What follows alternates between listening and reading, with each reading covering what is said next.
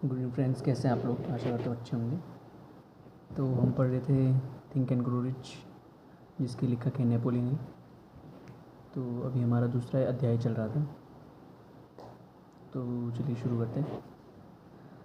मात्र मात्र एक मौका प्रतीत होने वाली चीज़ के माध्यम से उसने एक अन्य विद्युतीय श्रवण या सहायता यंत्र हासिल किया, जो उसके पास परीक्षण के तौर पर भेजा गया था। मात्र एक मौका प्रतीत होने वाली चीज़ के माध्यम से, मतलब एक मौका उसको मिला जिसके माध्यम से उसे एक अन्य श्रवण, जो अन्य विद्युतीय श्रवण का जो यंत्र था कान पे लगाने वाला, उसने वो हासिल किया, जो उसके पास परीक्षण के तौर पर भेजा गया था। जो केवल टेस्टिंग के लिए उसको भेजा था कि क्या टेस्ट करना है इस चीज़ का, कि ये चल रहा है या नहीं चल रहा है। इसी तरह से एक उपकरण के साथ अपनी निराशा के कारण वह इसके परीक्षण के बारे में सुस्त था। इसी तरह के एक उपकरण के साथ अपनी निराशा के कारण वो सुस्त था, मतलब क्योंकि उसको पता था कि यार इसका कुछ भी मतलब उपयोग उसके लिए है नहीं, केवल ये उसका उपकरण का केवल यूज जानना चाह रहे थे, ये किस तरह से प्रयोग किया जाएगा। अंत में उसने यंत्र उठाया और लगभग लापरवाही से अपने सिर पर रखा। अंत में उसने यंत्र उठाया और लगभग मतलब बेपरवाही के से उसने अपने सिर पर लगाया उस चीज़ को, बैटरी जोड़ी और देखो, जादू के एक झटके से ही मानो सामान्य सुनने की आजीवन की इच्छा एक वास्तविकता बन गई। एक साथ ही जादू के झटके के कारण उसको तुरंत उस मशीन के द्वारा सुनाई देने लगा। जो उसकी आजीवन आजीवन की जो वास्तविकता थी वो सच में तब्दील हो गई। अपने जीवन में पहली बार उसने व्यावहारिक रूप से साथ ही सामान्य सुनने वाले किसी भी व्यक्ति के रूप में सुना। ईश्वर अपने चमत्कारों का प्रदर्शन करने रहस्यमय तरीके से चला आता है। उसने एक जीवन पहली बार उसको व्यावहारिक रूप से देखा उस चीज़ को, साथ ही सामान्य सुनने वाले किसी भी व्यक्ति के रूप में सुना। जैसे एक नॉर्मल कोई इंसान सुनता है तो वैसे ही वो भी सुनने लगा। अब ब्रैकेट में एक लाइन कही है यहाँ पे लेखक ने कि ईश्वर अपने चमत्कारों का प्रदर्शन करने रहस्यमय तरीके से चला आता है। जब भी कोई चमत्कार करना होता है तो ईश्वर किसी न किसी रूप में आ जाता है। उस बदली हुई दुनिया के कारण अत्यंत खुश होकर जो उसके श्रवण यंत्र के माध्यम से उसके पास लाई गई थी, वह टेलीफोन की तरफ दौड़ा। जो इतना खुशी उसको महसूस हुए थे तो तुरंत बात करने के लिए टेलीफोन की तरफ दौड़ा, माँ को फ़ोन किया और अच्छी तरह से उनकी आवाज़ सुनी। पहला काम उसने किया। अगले दिन उसने अपने जीवन में पहली बार कक्षा में स्पष्ट रूप से अपने प्रोफेसरों की आवाज़ सुनी। अब अगले दिन जब वो कक्षा में गया तो अपने प्रोफेसरों की आवाज़ भी उसने क्लियरली सुनाई देती नहीं। इससे पहले वो केवल उन्हें तब सुनता था जब वे कम दूरी से चिल्लाते थे। इससे पहले वो उन्हें तब सुनता था जब वो उसको कम से कम दूरी से उससे बात करते थे, मतलब कम से कम दूरी होती थी और बातें करते थे वो चिल्लाते हुए। तो उसे ज़ोर ज़ोर से बातें करने का वो एहसास उसको था केवल। उसने रेडियो भी सुना। उसने बात करते चित्रों को सुना, उसने बात करते हुए चित्रों को भी देखा। अपने जीवन में पहली बार उनके ज़ोर ज़ोर से बात करने की आवश्यकता के बिना वो अन्य लोगों के साथ स्वतंत्र रूप से बातचीत कर सकता था।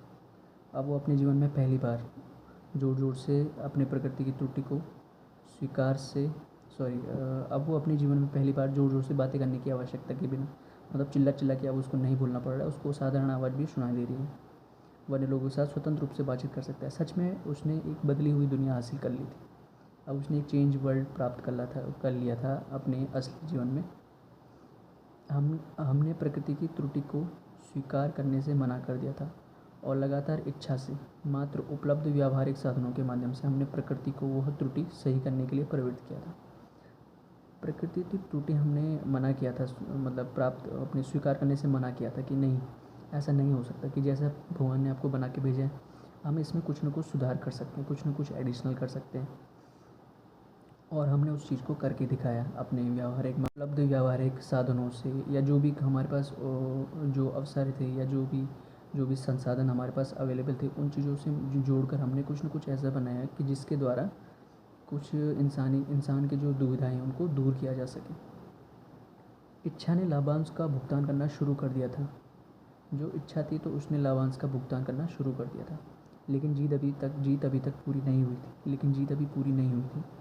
लड़के को अभी भी अपनी क्षमता के एक बराबर गुण में परिवर्तित करने के लिए एक निश्चित और व्यावहारिक तरीका खोजना होता है। जो लड़का था उसको अभी भी अपनी क्षमता के बराबर गुण में परिवर्तित करने के लिए एक निश्चित और व्यावहारिक तरीका खोजना था। उसको खोजना था तरीका जिससे वो अपना और पोटेंशियल खोलकर फुल पोटेंशियल से सुन सके या बोल सके। शायद ही पहले से ही प्राप्त हो चुकी चीज़ के महत्व का एहसास करके, लेकिन अपनी नई खोज आवाज़ की दुनिया की खुशी के नशे में धुत हो। उत्साह से उसने अपने अनुभव का वर्णन करते हुए उसने श्रवण यंत्र के निर्माता को एक पत्र लिखा। अब शायद ही पहले से प्राप्त हो चुकी चीज़ के महत्व का एहसास करके उसने कुछ एहसास उसको हुआ कि हाँ, पहले से मेरे पास मौजूद थी, लेकिन अपनी नई खोजी आवाज़ की दुनिया की खुशी के नशे में धुत हो। अपनी जो आवाज़ का जो नशा था, उसको नशा हो गया था, उसमें वो धुत होकर उत्साह से अनुभव का वर्णन करते हुए उसने श्रवण यंत्र निर्माता को एक पत्र लिखा। जो श्रवण यंत्र जो उस मशीन के निर्माता थे, उनको एक पत्र लिखा।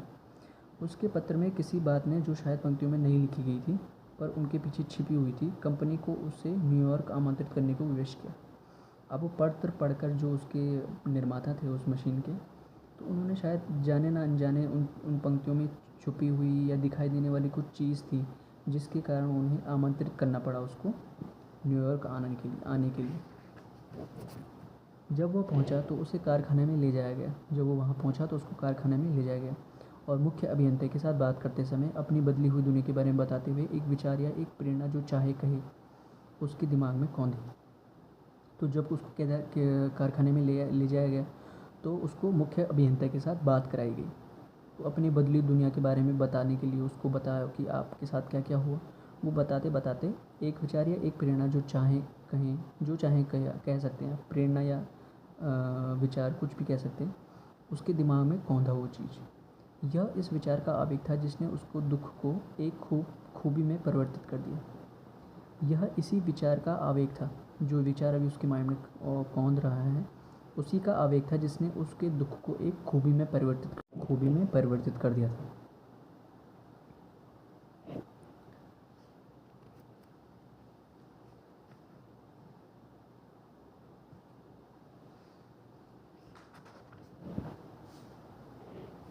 जिसने आने वाले समय में हजारों को पैसे और खुशी देने दोनों के लाभांश का भुगतान करना निर्धारित था। ये विचार को खुशी में जो खूबी थी उसको परिवर्तित करा, जिसने आने वाले समय में हजारों को पैसे और खुशी देने में लाभांश का भुगतान करना निर्धारित था। जो कि आने वाले समय में जो भी इससे ग्रसित लोग हैं उनको फ़ायदा देना निश्चित था। उस चीज़ के द्वारा उसको फ़ायदा होना ही होना था। उस विचार के आवेग का तात्पर्य यह उसके साथ हुआ था कि वह लाखों लोगों की जो सुनने के उपकरण के लाभ के बिना जीवन गुजारते हैं मदद कर सकें, यदि वह उन्हें अपनी बदली हुई दुनिया की कहानी बताने का यह एक रास्ता खोज सकें।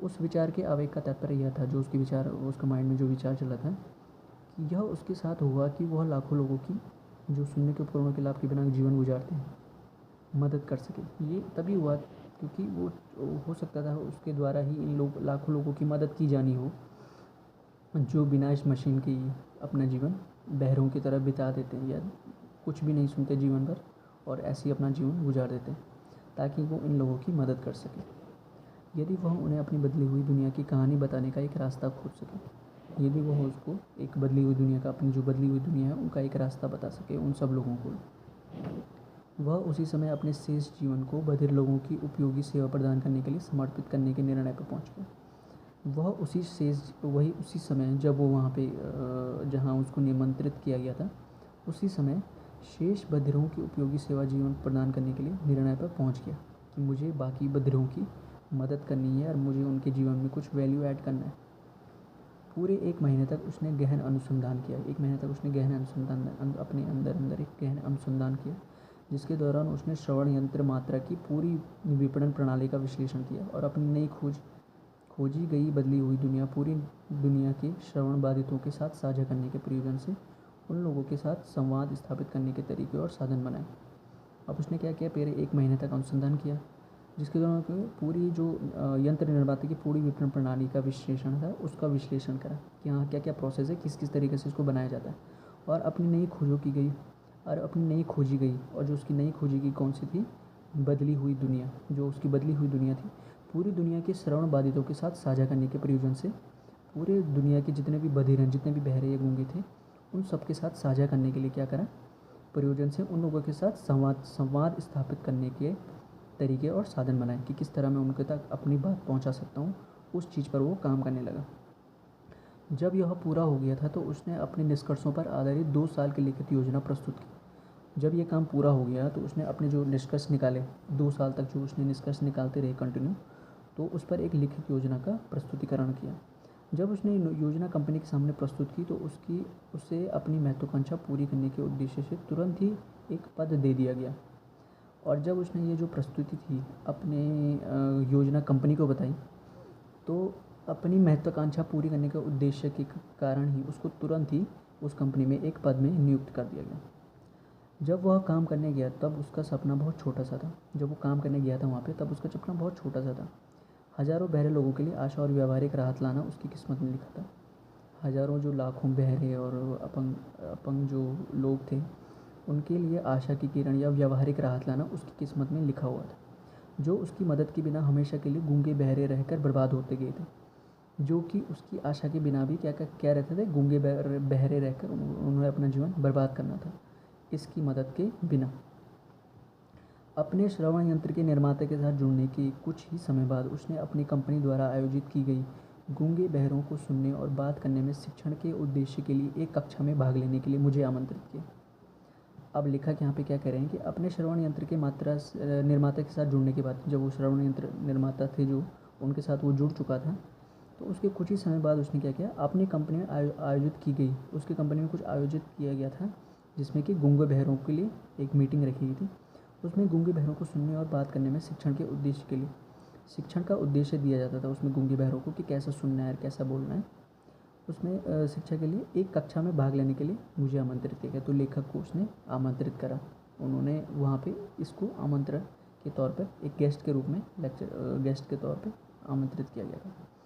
मैंने शिक्षा के ऐसे एक रूप के बारे में नहीं सुना था।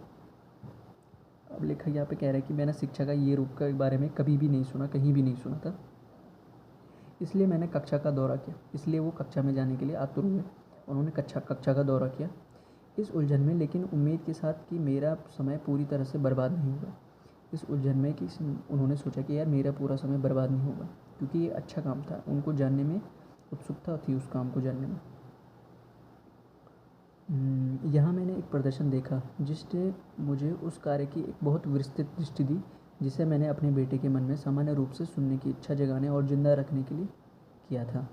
अब यहाँ लेखक ने क्या देखा कि मैंने प्रदर्शन देखा कि मुझे एक कार्य की बहुत विस्मृत दृष्टि दिखी, एक अनोखी दृष्टि उन्होंने देखी वहाँ पे, जिसे मैंने अपने बेटे के मन में सामान्य रूप से सुनने की इच्छा जगाने और जिंदा रखने के लिए किया था। जो उन्होंने क्या किया था, प्रयोग किया था अपने बेटे पे जो बहरा और गूंगा था, उसके मन में सामान्य रूप से सुनने की इच्छा और जिंदा रखने के लिए उसके मन में जो उन्होंने भाव केंद्रित करा था, वही उनको वहाँ देखने को मिला। मैंने गूंगे बहरों की उसी आत्मा अनुप्रयोग के माध्यम से वास्तव में सुनना और बात करना सिखाया जाता हुआ देखा। वास्तव में जो वो प्रैक्टिस बचपन से अपने बच्चे के साथ कर रहे थे, वही प्रैक्टिस उन्होंने वहाँ पे उस मीटिंग में देखी जहाँ गूंगे बहरों को ट्रेनिंग दी जा रही थी। सेम टू सेम वही प्रोसीजर वो अपना रहे थे जो उन्होंने अपने बेटे को दिया था, जिसका मैंने 20 से अधिक वर्ष पहले अपने बेटे गूंगे बहरेपन से बचाव के इस्तेमाल में किया था। अब यही यहाँ पे लेखक कह रहे हैं जिसको मैंने 20 साल पहले अपने बेटे पर प्रयोग किया था, वही प्रयोग यहाँ पे किया जा रहा है। इस प्रकार भाग्य के पहिए के कुछ अजीब मोड़ के माध्यम से मेरे बेटे ब्लेयर और मेरी किस्मत में अभी तक अजन्मे लोगों के गूंगे बहरेपन को सही करने में सहायता करने के लिए नियत कर दिया गया।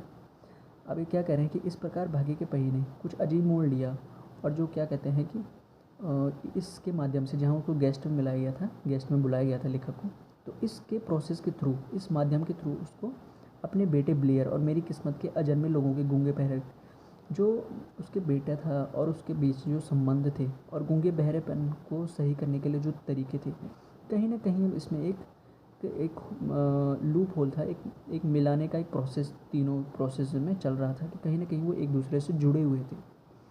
जहाँ तक मुझे पता है केवल हम ही वे जीवित इंसान हैं जिन्होंने यह तथ्य निश्चित रूप से स्थापित किया है कि इस बीमारी से पीड़ित लोगों का गूंगा बहरापन सामान्य जीवन बहाल करने की हद तक सुधारा जा सकता है। अब लेखक कह रहे हैं कि केवल हम ही वो लोग हैं, वो जिंदा हैं अभी तक, केवल हम ही लोग जीवित हैं अभी तक जो क्या कर रहे हैं, जिन्होंने यह तथ्य निश्चित रूप से स्थापित किया, कि इस तथ्य के ऊपर काम किया जिन लोगों ने, कि जो भी इस पीड़ित बीमारी से जुड़े हुए लोग हैं, गूंगे बहरे लोग हैं, उनका जो गूंगा बहरापन सामान्य जीवन बहाल करने की हद तक सुधारा जा सकता है, कि सामान्य जीवन में वो अच्छे से जी सकें, अच्छे से लोगों से बात कर सकें, अच्छे से अपना वार्तालाप कर सकें, अच्छे से अपने जीवन को जी सकें, उस हद तक उनका जीवन सुधारा जा सकता है। इसे एक के लिए किया गया है और अब दूसरे के लिए किया जाएगा। ये अभी तक केवल एक के लिए किया गया है और आगे भी इसको बहुत सारे लोगों के लिए किया जाएगा। तो thank you so much guys, आज के लिए इतना ही। अच्छा, आशा करता हूँ आज का सेशन आपको अच्छा लगा होगा। Thank you so much, good night.